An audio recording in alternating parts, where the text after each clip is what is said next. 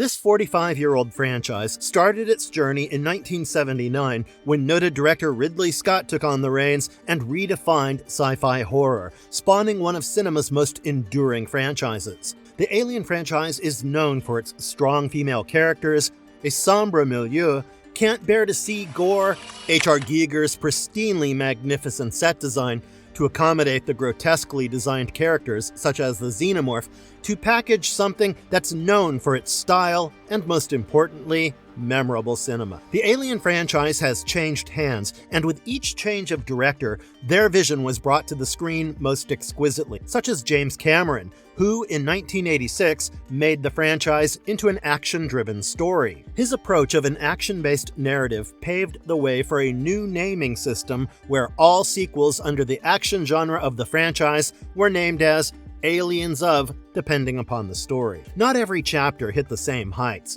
David Fincher and Jean-Pierre Jeunet's entries had a more divisive reception, and the crossover Alien vs. Predator films remain controversial. Ridley Scott eventually returned with Prometheus and Covenant, exploring the franchise's mythology through ambitious prequels. Before we dive into the complete list of Alien films released so far, here's a quick disclaimer. These rankings are based on multiple factors, and of course, every fan has their own favorites.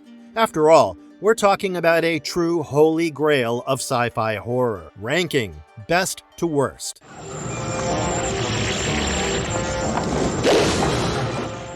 1. Alien 1979. When Star Wars was released in 1977, it opened the doors to a genre called science fiction, and in stepped screenwriter Dan O'Bannon, who had researched enough to write a screenplay about a 7-member starship, the Nostromo, that receives a transmission from a derelict space vessel inhabited by a dangerous extraterrestrial creature. Unbeknownst to the crew, when they step in to investigate the ship, all hell breaks loose. The screenplay was written based on a story by Dan O'Bannon and Ronald Shusett, and was directed by Ridley Scott, fresh out of his feature debut titled Duelists. Remember, Scott got this job offer after a ton of directors were rejected, which worked wonders for the movie to become a masterpiece. Before they went to the shoot, Scott prepared a detailed storyboard inspired by Star Wars and 2001: A Space Odyssey, impressing the studio enough to sanction the requisite budgets. The movie was the first of its kind horror in space with a sci-fi angle,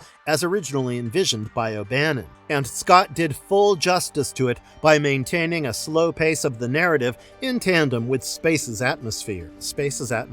And Scott did full justice to it by maintaining a slow narrative pace. The pace of the narrative made it spine-chillingly thrilling, followed by a slow-burning, claustrophobically terrorizing narrative. Alien's characterization and casting were top-notch, with a roaring applause to the character of Ellen Ripley, warrant officer at Weyland-Yutani Corporation, played by Sigourney Weaver, whose acting career got launched with this movie. Alien became a genre-defining movie that remains unmatched to this day. The film also redefined how characters were written, setting the foundation for more empowerment of female characters, especially since the character of Ripley was conceived to be played by a male actor. Still, Sir Ridley Scott posed the question, why not a female? Alien entered the Hall of Fame of the most memorable movies because it asked the right questions at the right time, defining the way stories are told and shot on screen.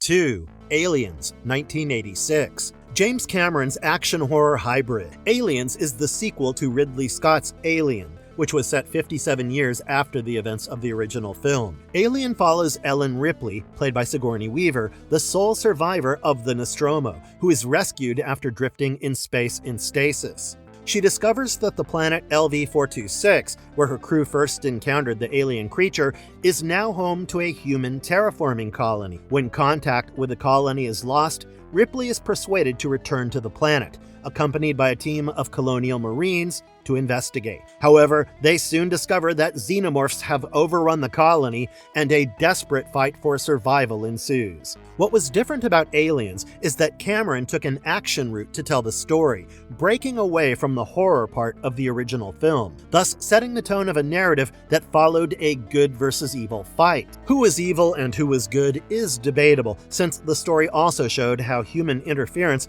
could antagonize an entire population of xenomorphs led by the alien queen. The introduction of the colonial marines in the story further reinforced human intervention. Ripley and her team were just not prepared. Compared to Scott's Alien, the sequel was fast-paced, intense, and militarized. The introduction of characters was well thought out, such as the little girl, Newt, who was the lone survivor from the colony and whom Ripley protected like her daughter. Ripley's maternal instincts paralleled the alien queen's function of protecting her race, making Ripley see the sense in it all. The corporate greed that the Weyland Corporation brought in took the story to new levels of moral complexity. The story constantly made you question who was evil, the humans or the xenomorphs. The introduction of Ripley's allies in characters like Corporal Dwayne Hicks and Bishop brought humanity back into the story. Aliens is at number 2 due to its fantastic tribute to the original and is widely regarded as one of the best sequels in film history and a landmark in both the sci-fi and action genre.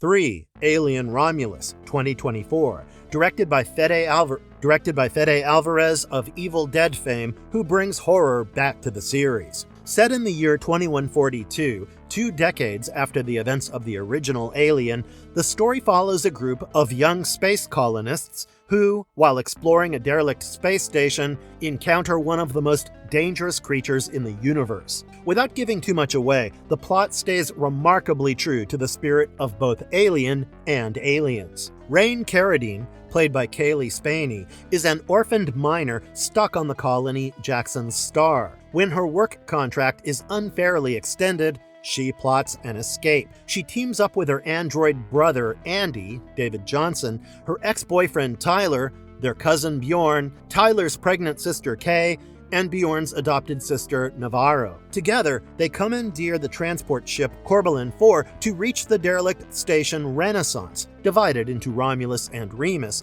to steal cryostasis pods for a one-way trip to planet Ivaga. Upon arrival, the group quickly discovers the station is a disused research facility filled with dormant xenomorphic threats. Andy's loyalty shifts due to a programming override, or control chip, making him align with Weyland-Yutani's interests. Meanwhile, facehugger parasites infect Navarro, leading to rapid, grotesque developments. The group learns the station was used to study the xenomorph that attacked the Nostromo. The strain was reverse-engineered and resulted in a deadly breakout. And here begins a race against time to escape. Hell breaks loose as Kay, having injected herself with a mysterious compound, Z01, gives birth to a rapid-growth human-xenomorph hybrid dubbed the Offspring. The creature kills Kay and nearly kills the rest of the survivors. Rain manages to eject the Offspring into space, disintegrating it. She and Andy escape in cryostasis,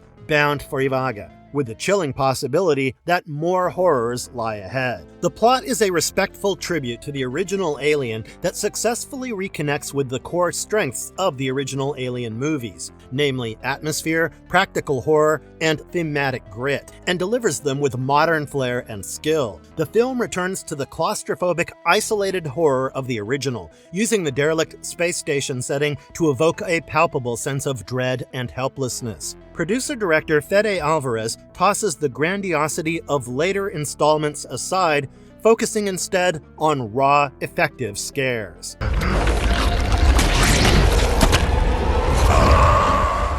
4. Prometheus, 2012. Prometheus, 2012 is Ridley Scott's second film in the Alien franchise, coming 33 years after his original movie Alien from 1979, and is a prequel exploring humanity's origin. Like any Ridley Scott movie, this one's a visually stunning prequel. The film stars Noomi Rapace, Michael Fassbender, Charlize Theron, and Idris Elba, among others. The plot is set in the late 21st century, where a group of scientists and explorers follow a star map found among ancient Earth civilizations, believing it leads to the origins of humanity. They travel aboard the spaceship Prometheus to a distant moon called LV-223. Once there, they discover ruins of an ancient alien civilization, the Engineers, and uncover evidence suggesting these beings may have created human life, and then possibly tried to destroy it. What stood out were two things.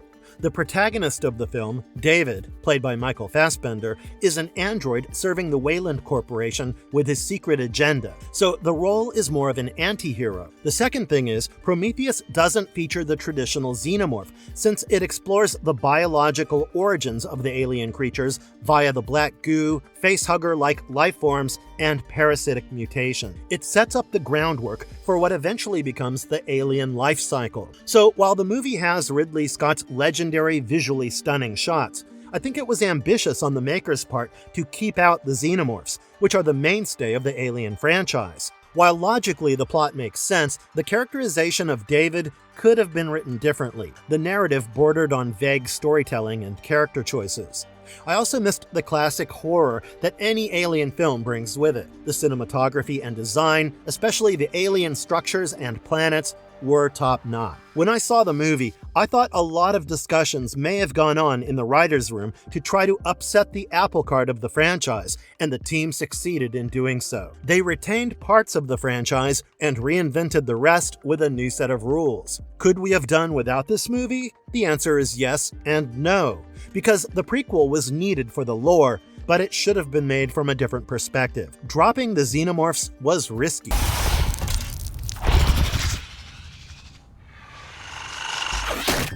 5. Alien Covenant 2017 is a continuation of Prometheus with classic xeno-horror. Covenant is a 2017 sci-fi horror film directed by Ridley Scott, and it serves as both a sequel to Prometheus from 2012 and a prequel to the original Alien from 1979. It's the sixth film in the Alien franchise, if viewed by release order, and the second in the prequel trilogy. Here's a breakdown of its story, themes, and place in the franchise. The film is set in the year 2104, 11 years after Prometheus, where a USCSS Covenant, a colonization ship carrying 2,000 colonists, 1,140 embryos, and a crew of 15, is on a mission to terraform the distant planet Orge 6. A neutrino burst damages the ship, killing some crew and forcing the rest to wake from cryosleep. They intercept a mysterious human radio transmission from a nearby Earth-like planet, later revealed to be the Engineers' homeworld from Prometheus.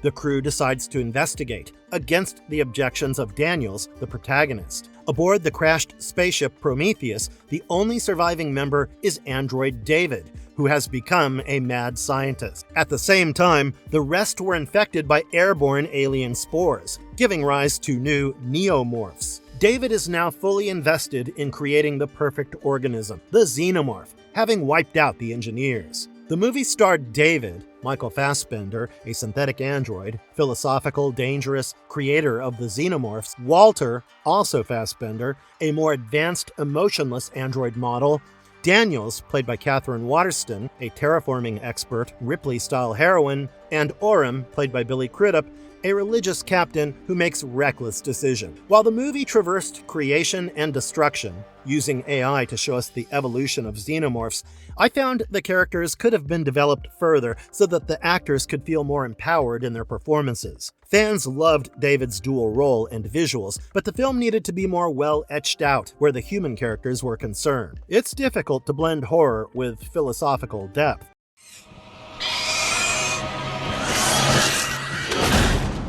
6. Alien vs. Predator 2004 Monster Mash Crossover. Alien vs. Predator, often abbreviated as AVP, is a crossover of two of the most iconic sci-fi franchises, Alien and Predator. It combines the xenomorphs from Alien with the Yautja predators from 1987's Predator. These two species clash in a brutal and ancient rivalry that humans often get caught in, which in my opinion brings back action in a fierce way. It was the AVP series that transformed the Alien franchise from a horror sci-fi film into a full-blown action film. However, Ridley Scott doesn't consider AVP part of the franchise. Alien vs. Predator imagines a universe where the predators, a warrior species, have been hunting xenomorphs for thousands of years as part of a rite of passage. The xenomorphs are used as the ultimate prey, deadly, cunning, and nearly unstoppable. These predators seed planets with xenomorphs to hunt them, and humans are often used as hosts for xenomorphs. The predator hunts are ritualistic, and the xenomorph queen is considered the ultimate trophy. Technically,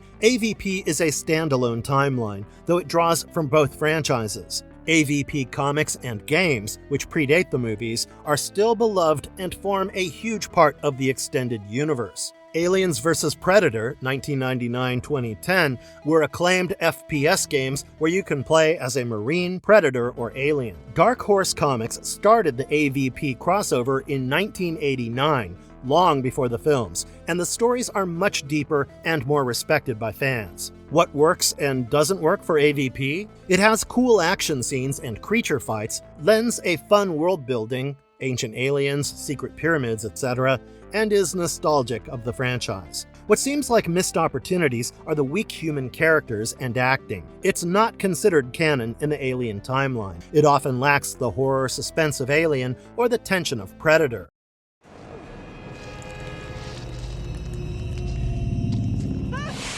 7. Alien Cubed from 1992 is David Fincher's dark and troubled debut. It's the third film in the Alien franchise. Directed by David Fincher in his feature film debut, it takes a dark, bleak, and tragic turn, following the action-heavy Aliens from 1986. After the events of Aliens, Ripley, Newt, Hicks, and the android Bishop are in cryosleep aboard the spaceship Sulaco. A xenomorph egg, somehow, is on board and causes a fire. The escape pod crashes on Fiorina 161. Ripley is the sole survivor. Newt and Hicks are killed during the crash, and Bishop is destroyed. Ellen Ripley discovers that she had unknowingly carried with her an unwelcome visitor. Ripley realizes she's been impregnated by a queen embryo, meaning her death would end the cycle. She refuses to let the Weyland-Yutani Corporation take the embryo. After a failed corporate attempt to capture the queen, Ripley throws herself into molten lead to prevent its birth. The movie was iconic because Ripley dies, bringing out the theme of death and sacrifice. It takes you back to the horror roots of Alien, where one alien is on the prowl with nowhere to run. This film highlights and emphasizes the corporate greed and human interference that corporations like Weyland-Yutani were exercising on the aliens. The movie was heavily edited due to creative differences between the makers, and later, in 2003, an assembly cut was released, of which Fincher wasn't a part. Alien Cubed is one of the most controversial entries in the series. It's bleak, artistic, and uncompromising, but it also diluted the emotional payoff of Aliens for many fans. Over time, especially with the assembly cut, it's gained more respect as a tragic, character-driven horror film.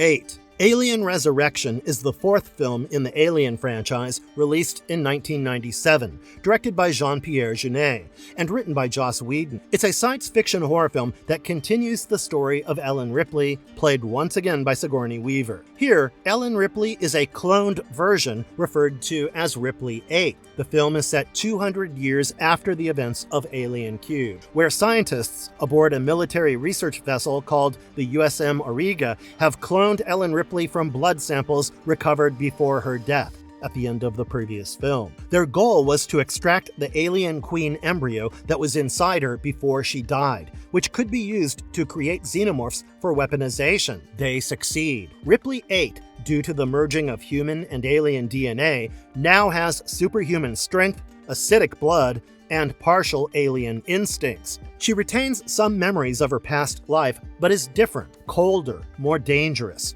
As the scientists use kidnapped humans as hosts to breed a new xenomorph hive, the aliens escape, killing the crew and overrunning the ship. The ship's now en route to Earth, threatening an alien attack. The alien queen that was extracted from her has also evolved. It now gives live birth instead of laying eggs. This leads to the creation of a disturbing human-alien hybrid called the Newborn, which sees Ripley as its mother and kills the alien queen. Ripley 8, therefore, kills the newborn hybrid by ejecting it into space in a disturbing emotional scene. This was also the movie that showed Ripley 8 bonding with the aliens due to her hybrid form. The tone is more surreal and stylized, typical of Junet's visual style, and differs from the gritty realism of earlier Alien films. The movie was praised for its visuals and Sigourney Weaver's performance, but didn't bode well with fans who thought the narrative was inconsistent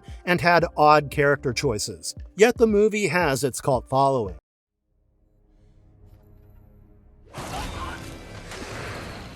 9. Alien vs. Predator Requiem is the darkest, literally, entry in the saga. Alien vs. Predator Requiem from 2007, often abbreviated as AVPR, is the sequel to Alien vs. Predator from 2004, and is the second crossover film in the Alien and Predator franchises. Directed by the brothers Strauss, it tries to blend sci-fi horror with a slasher-style tone, but it received not-so-good reviews due to its dark cinematography, wafer-thin plot, and incomplete character development. As per the plot, the film picks up immediately after the events of Alien vs. Predator from 2004, where a Predator spacecraft carrying alien facehugger specimens and the body of a Predator-alien hybrid, Predalien, crashes in a small town in Colorado, USA. The crash leads to the release of Xenomorphs, and the Predalien begins reproducing rapidly, creating a local infestation. The Alien franchise has always been known for its stunning visuals, characters, storytelling, and horror. But these parameters were unfortunately missing with this installment. Many fans termed it the lowest point in the franchise. What didn't work was extremely dark visuals, making it hard to see what's happening. The characters don't show spine and deliver cliched dialogue. The movie was full of monster battles, and the storytelling wasn't coherent. A strong plot, good lighting, and editing